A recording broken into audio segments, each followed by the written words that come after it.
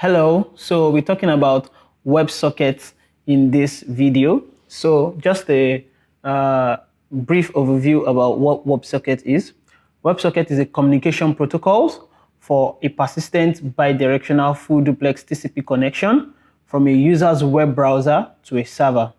WebSocket connection is initiated by sending a WebSocket handshake request from a browser's HTTP connection to a server to upgrade the connection.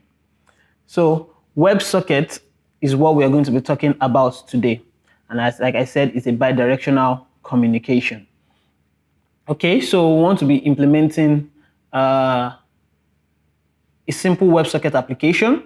What this WebSocket application does is gives you real-time updates of what happens when when another user logs in, so to say. So let's say I'm logged in, you're logged in, one of your colleagues is logged in. So I want to be able to get the amount of people logged in at the same time. So it's giving me real-time updates of the people that logs in at the same time, right? So okay, let's get into it. We are going to be doing also a little bit of HTML here. I hope you don't mind, just to display that particular stuff. So we have our app.py file here. And so let's build out the entire Flask application side first before we just go into the front end side, a little bit of HTML on that end. So basically, we're just going to first do pip install Flask. We have Flask installed, so we are doing pip install Flask socket IO. So yeah, pip install Flask socket IO. Then we are going to also pip install Flask cores. Do that. Successfully installed. And now, yes, we are good to go. So from this, we are going to install. Let me clear my terminal and hide it. So render template. And also, we're just going to do from Flask socket IO, import socket IO and emit. From Flask cores, import cores. Then also we are going to be needing JSON here as well. JSON as per JSON, not the name. So going to get initializing our Flask app here. App equals to flask.name. Then we can do app.config.secret equals to secret. This is no longer a secret anymore, but it's here. But normally you should put it in your environment variables, like we've discussed the previous time, and just read it from your environment variables. Okay, so we have socket.io equals to socket.io. Then you wrap the app around it. Then we put cores app. All right. So now, one thing we need to do here now is we need to do socket IO instead of app.run. So now be socket IO. Socket IO. IO dot run, and we put app here. Yeah, this should be it. Yes. Okay. Yeah. Socket IO. Yeah. Cool.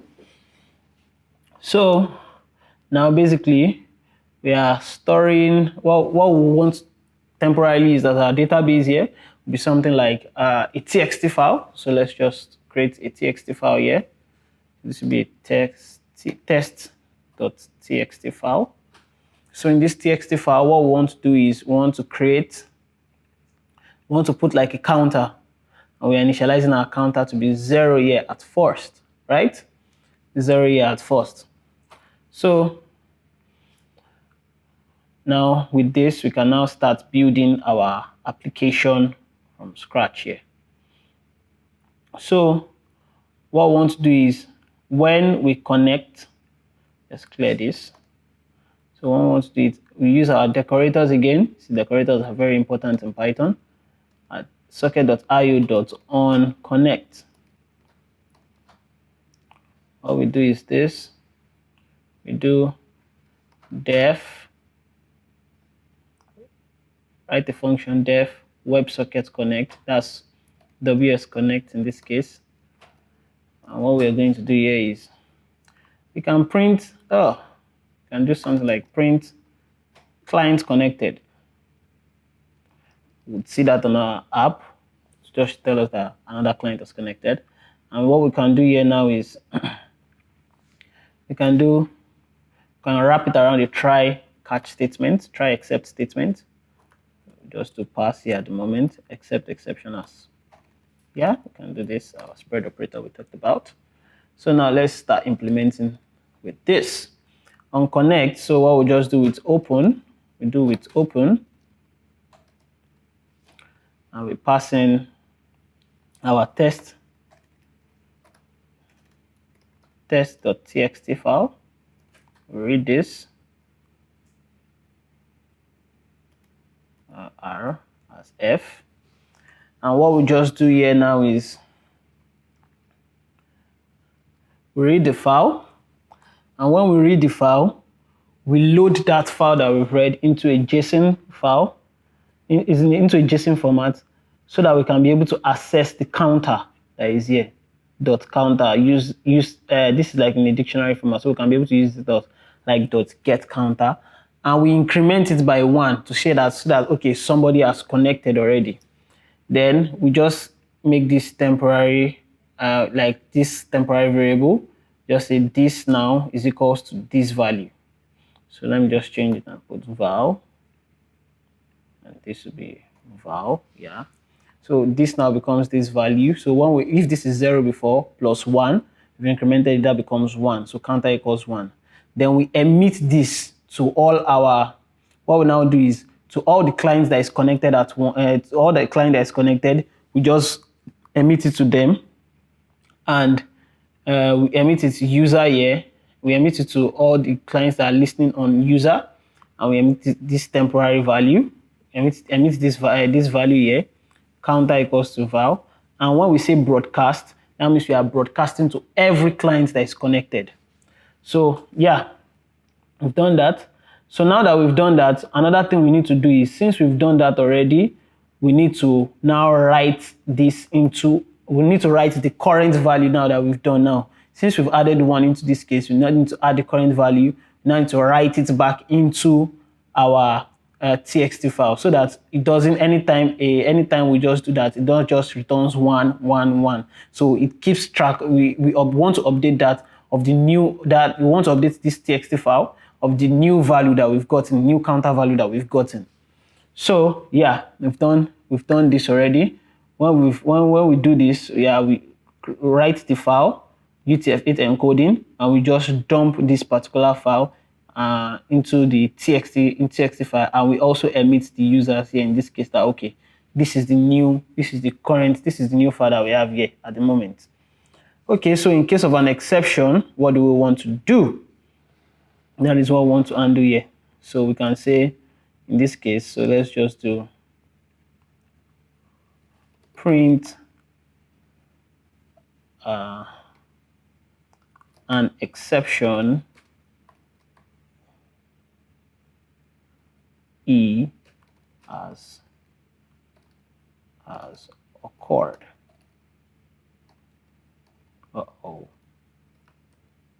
As occurred. And what we want to do here now is we just want to reset everything back to 0, right? So we'll write it and just put the counter there as 0 and emit it to our clients as well.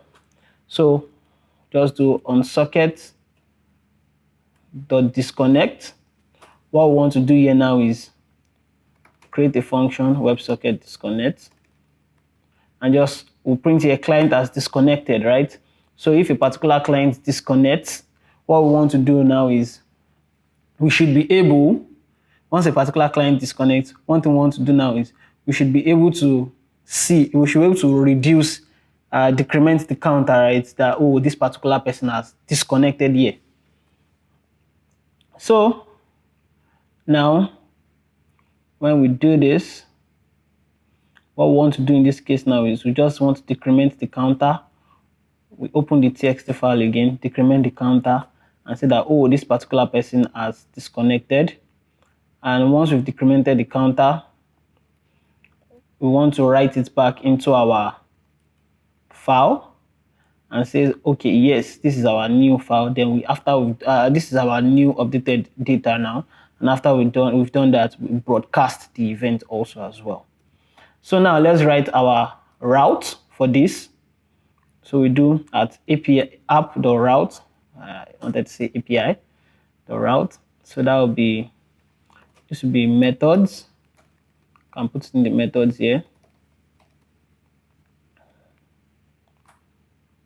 This will be methods instead. Methods. That will be get. And this will be post. And can do def index. What we want to do here is we open the txt file also as well. In this case, all we want to do here is we open the txt file as well in this case, and after opening it, we are going to pass it into our index.html file as data that we've gotten. So okay, cool. So one thing we want to do here now is, see, it's complaining here that we don't have our index.html file. So in our templates, we are going to create an index.html file. Index.html file. Okay. So we have our index.html file here. First of all, the thing we are going to do here is to install all the necessary things that we are going to be needing. So we are installing the socket.io here in this particular place. So now let's now start writing the code for our mini front-end application here for socket.io. Let's open a div tag and call the class equals to Jumbotron. Jumbo, not Jumbro. Jumbotron. And we do something like this, say, welcome to the website.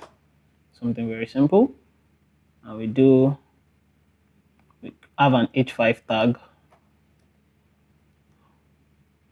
And here, you can just say live user and put a colon. We can put a span here, have a span tag here. And in this place, you know that the data that we are sending is okay. Then let us jump ahead of ourselves.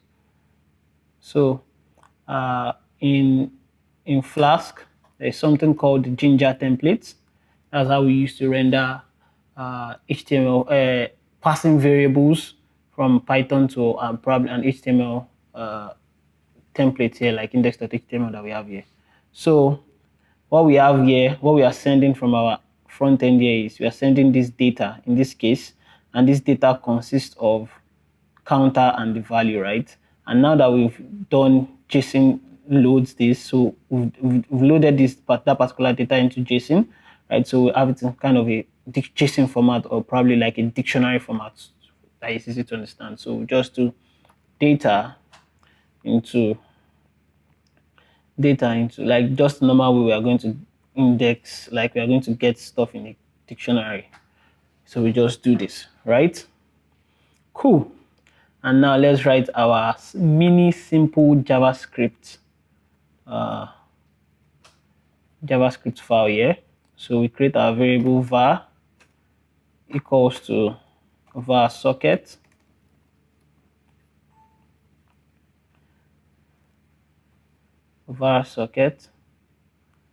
equals to IO. We do this, and we do on socket.connect on socket on.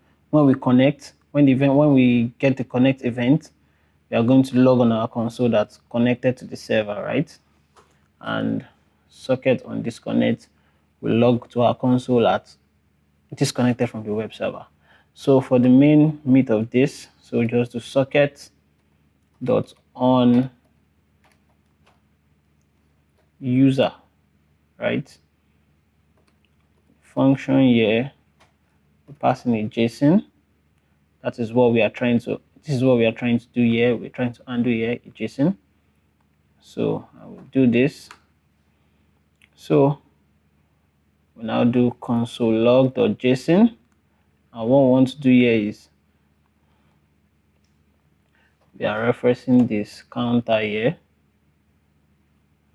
and this is a text. So json.counter. The text is json.counter. Awesome. So we use this here, passing as the ID equals to counter in this case. So it's referencing this particular one here. And just to do a little bit of simple styling, all we need to do is just style equals to this, style equals to this. We are aligning the text to the center. So we've built a simple WebSocket application, and in the next video, I'm going to be showing a demo of the WebSocket application that we've built so far. To start the application, one of the things we need to do is export Flask app equals to app.py, run that, and also what we need to do is Flask run. And on Flask run, we copy this URL. Just a minute. Copy this URL, and here we paste this URL here, and we see we have one live user at the moment.